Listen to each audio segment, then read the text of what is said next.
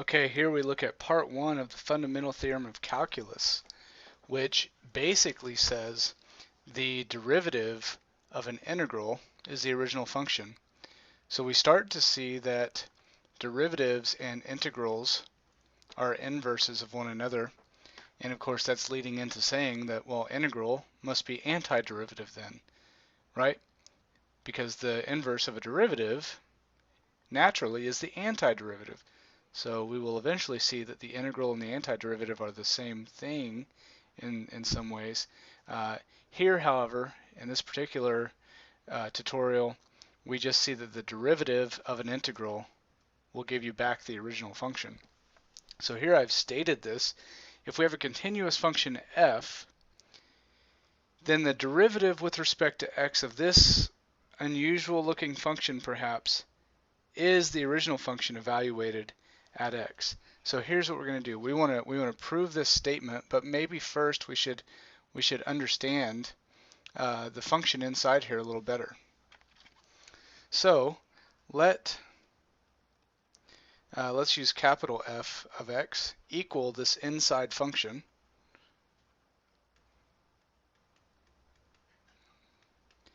So what we have here, what the meaning of this is the area under the curve f of t from t equals a to t equals x. Now a is a constant. The constant here is rather irrelevant. You could choose any constant and define capital F of x to be the same thing. The idea is when you take the derivative, though, this constant does not affect the output anyhow. So the constant here is irrelevant. The function's continuous everywhere, so it's definitely continuous at a. Okay. Now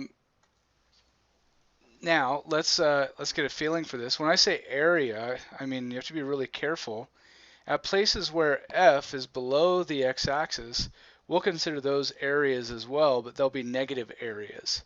In places where f is above the x-axis, those will be positive areas. So when I say area, we're considering places where it's positive and negative, and then all those areas added together. So that's what I mean there. So this function is the area function under the curve f of t. And so just to get a feel for this, f of 2 would be the integral from this random constant a to 2 of the function f. So if we were to look at this on a graph, let's graph f, and maybe it looks something like this. That's just part of it, let's say. Let's say a is here, and let's say 2 is there. Then the function capital F of 2 would be the area under the curve between a and 2. In other words, this positive area plus this negative area. And that number, that area, would be f of 2. So capital F of x is sort of the cumulative area from a to whatever number you want to plug in for x. Okay, so it's a function where this upper limit of the integral can change. Okay, so now we should be more comfortable with the function we're working with in this part of the fundamental theorem of calculus. Now let's begin investigating this statement, and we'll continue to use that capital F of x is the integral from a to x of f of t dt. It's the area under the curve function. And we want to see that the derivative of this capital F, right, this is capital F, we want to see that the derivative of that is the original function at x. So first of all, note that the derivative with respect to x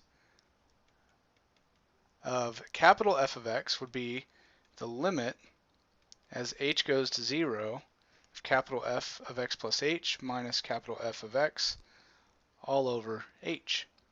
So we show that this thing equals f of x. That's the same thing as this statement up here. Okay? So what we're going to do is we're sort of going to investigate this difference to begin with. So here we go.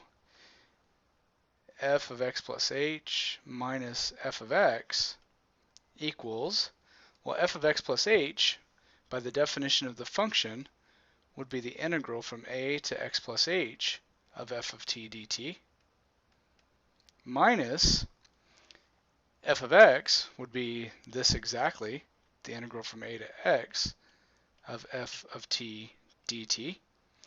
Now we're just going to use some properties of integrals here.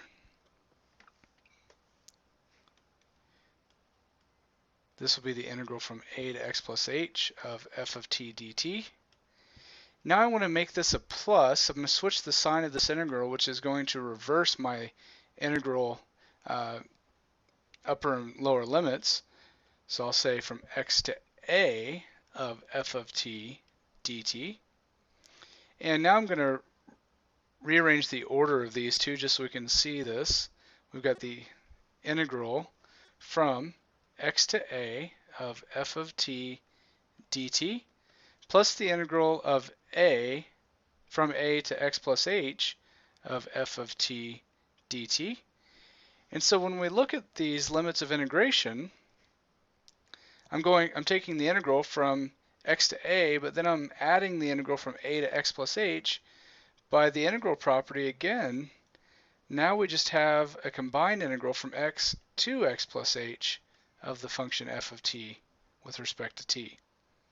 So that is what this difference f of x plus h minus f of x equals. Now remember, we're trying to prove what's up here in this red box.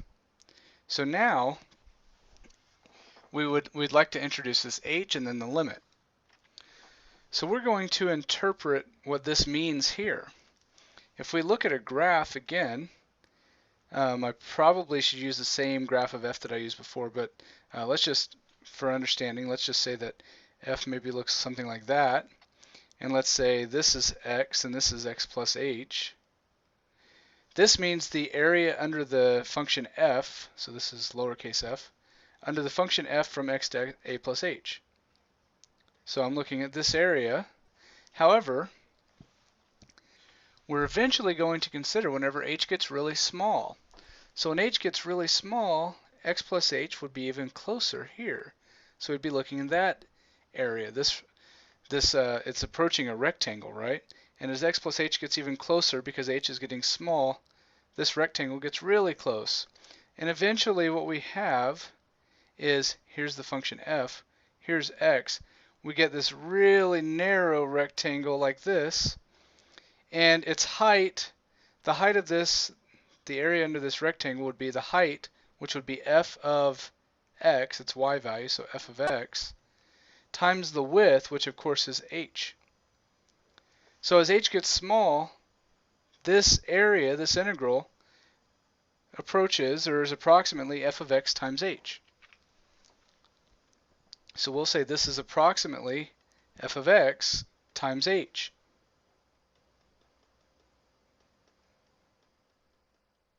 Now, since we're trying to get what's in the red box here, notice that I'll divide both sides of this red equation by h, and then I'll take the limit as h goes to 0. So if I divide both sides by h,